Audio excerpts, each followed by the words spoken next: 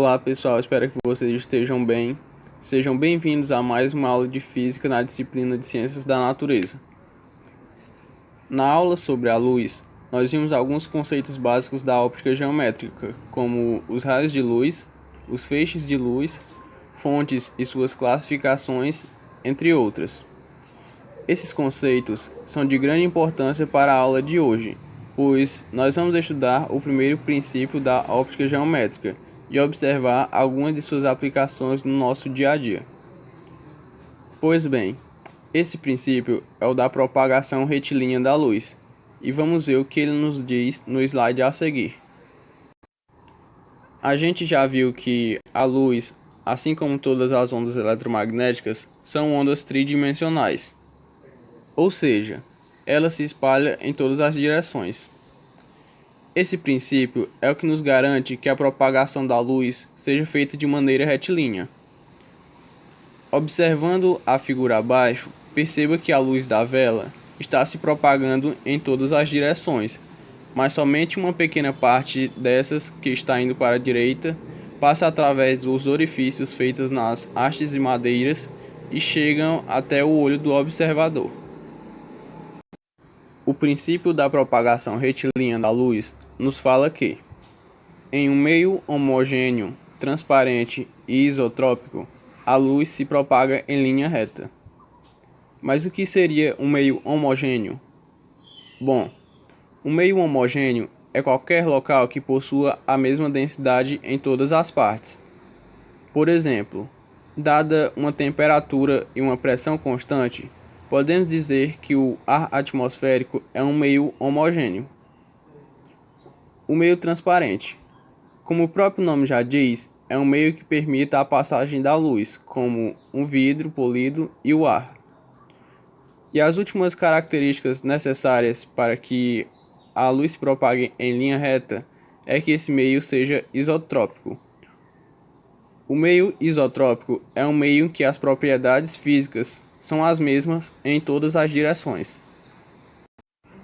Observando novamente a imagem abaixo, esse princípio é o que faz com que os raios da luz da vela não façam curvas, impossibilitando que vejamos, por exemplo, a parte de baixo da vela através do orifício.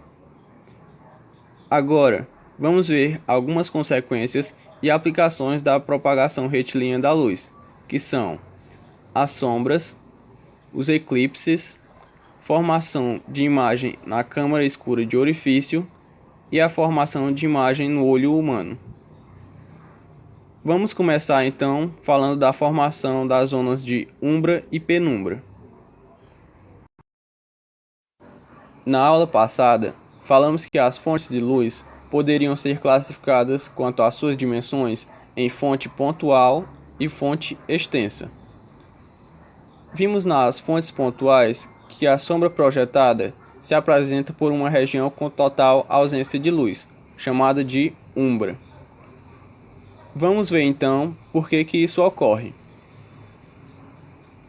Aqui eu trouxe novamente a imagem que utilizamos na aula 1, onde a lanterna é uma fonte pontual de luz, quando comparamos a sua dimensão com a distância que ela está da bola. Agora, vou desenhar algumas setas em vermelho que representam alguns raios do feixe de luz emanado por a lanterna. Perceba que alguns passam próximos à borda da bola e outros ficam retidos. Como a luz se propaga em todas as direções, eu vou desenhar agora em amarelo raios de luz que partem da parte superior e inferior da lanterna e viajam em direção à parte inferior e superior da bola, respectivamente. E observe o que acontece. Observe que, mesmo os raios de luz viajando em qualquer direção que seja, a sombra projetada na parede não é iluminada por nenhuma parte do feixe de luz emanado por a lanterna. Assim, a sombra terá apenas uma região nítida de sombreamento. Agora, nós vamos ver o que acontece se essa bola for agora iluminada por uma fonte de luz extensa. Aqui eu trouxe novamente a imagem que utilizamos na aula 1, onde a lâmpada tubular é uma fonte extensa de luz, já que suas dimensões são consideráveis em comparação com a distância que está da bola. Na imagem, eu vou agora desenhar algumas setas em vermelho que representam alguns dos feixes de luz emanada pela lâmpada, começando pela parte superior. Observe com atenção a sombra formada por esses raios de luz. Veja que ela se assemelha um pouco com a sombra formada por uma fonte pontual. Agora, pegando alguns feixes de luz da parte inferior, perceba que a sombra projetada também se assemelha um pouco com a sombra formada por uma fonte pontiforme. Vamos então entender o motivo das sombras formadas por fontes extensas apresentarem uma região de sombra com apenas a ausência parcial da luz, que é chamada de penumbra. Como a luz se propaga em todas as direções, eu vou desenhar em amarelo alguns raios de luz que se propagam em direções um pouco inclinadas à direção horizontal. Observe que esses raios de luz chegam até as regiões de sombra que foram formadas pelas partes superior e inferior da lâmpada, assim iluminando parcialmente a região de sombra formada pela fonte de luz. Explicamos então a formação da zona de umbra e penumbra nas fontes de luz extensa. Agora, vamos pegar esses conceitos e aplicá-los a um dos fenômenos astronômicos mais fascinantes presenciados aqui da Terra, os eclipses. Os eclipses são eventos astronômicos onde ocorre o escurecimento total ou parcial de um astro, feito por meio da interposição de um segundo astro frente a uma fonte de luz, no caso, o Sol. Ao longo da história, diversos mitos e lendas foram criados em torno desses eventos astronômicos, muitas vezes vistos como um presságio de algo ruim ou descontentamento dos grandes deuses. Atualmente, a ciência já esclareceu todos os mistérios a respeito dos eclipses e que a propagação retilínea da luz está intimamente ligada a este fenômeno. Os eclipses no nosso planeta podem ocorrer de duas maneiras, e são os eclipses lunares e os eclipses solares. O eclipse lunar, como mostra a imagem abaixo, ocorre quando a Lua entra na região da sombra da Terra, que foi gerada por meio da luz do Sol, e a sombra da Terra cobre o disco lunar. Observe que no eclipse lunar existem as regiões de umbra e penumbra.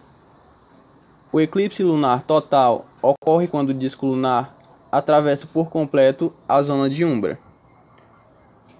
Já se o disco lunar atravessar somente a região da sombra chamada penumbra, teremos um eclipse lunar parcial.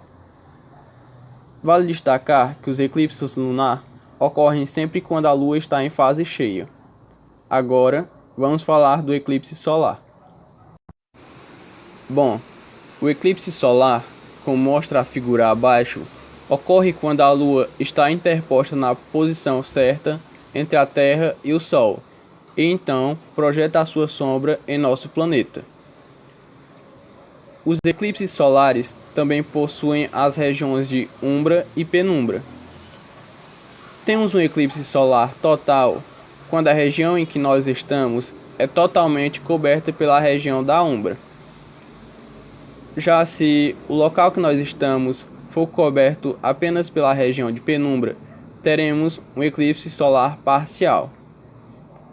É importante avisar que nunca devemos observar um eclipse solar sem as devidas proteções oculares.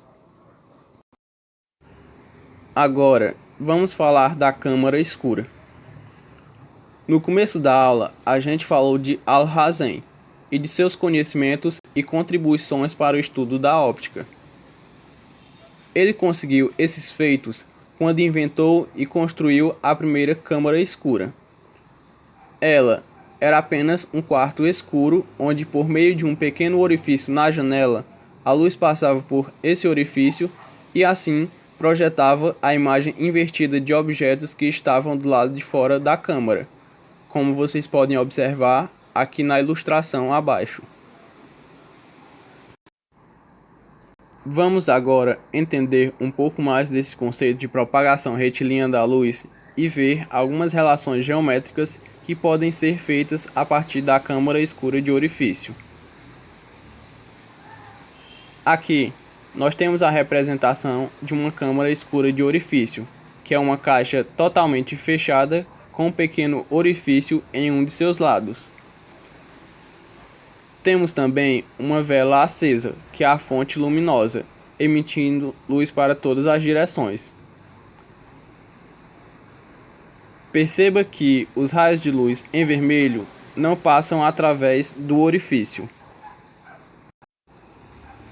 Agora veja em amarelo que se pegarmos os raios de luz que estão indo em direção ao orifício da caixa e que estejam vindo da parte inferior até a parte superior da vela, conseguem passar através do orifício, formando uma imagem invertida no fundo da caixa. Isso ocorre por conta do princípio da propagação retilínea da luz, pois se a luz se propagasse de maneira curvilínea, os raios de luz em vermelho poderiam atravessar o orifício, formando uma imagem totalmente aleatória no fundo da caixa. Observando agora essa situação de maneira geométrica, através dessa semelhança de triângulos, se fornecidos alguns dados, podemos descobrir o tamanho real do objeto, o tamanho da imagem projetada, a distância do objeto até o orifício e a distância da imagem projetada até o orifício, através da seguinte equação. E para finalizar a nossa aula, vamos entender como algumas câmeras modernas e o nosso olho funciona. Bom, as câmeras fotográficas e o olho humano funcionam de maneira bem semelhante à câmara escura. Observe com atenção a imagem. Temos aqui um objeto luminoso, no caso a lâmpada, emitindo luz em todas as direções. Tanto as câmeras quanto os nossos olhos possuem um orifício pelo qual capta a luz. Nas câmeras são as lentes, e os nossos olhos são a pupila, a íris e o cristalino, que também funcionam como lentes. Então, alguns raios de luz emitidos pela lâmpada passam por essas lentes e projetam uma imagem menor e invertida, semelhante de como ocorre na câmara escura. Explicamos como é formada a imagem nas câmeras e no olho humano, mas com certeza vocês devem estar se perguntando: se a imagem formada nos nossos olhos é invertida, por que nós enxergamos os objetos na real posição que estão? Enxergamos dessa maneira porque quando a luz chega na nossa retina, mais especificamente nos cones e bastonetes, que são células fotorreceptoras, eles transformam a luz em informação, que conectados ao nervo óptico, levam a informação até o cérebro. Então, o cérebro capta essas informações e desinverte a imagem.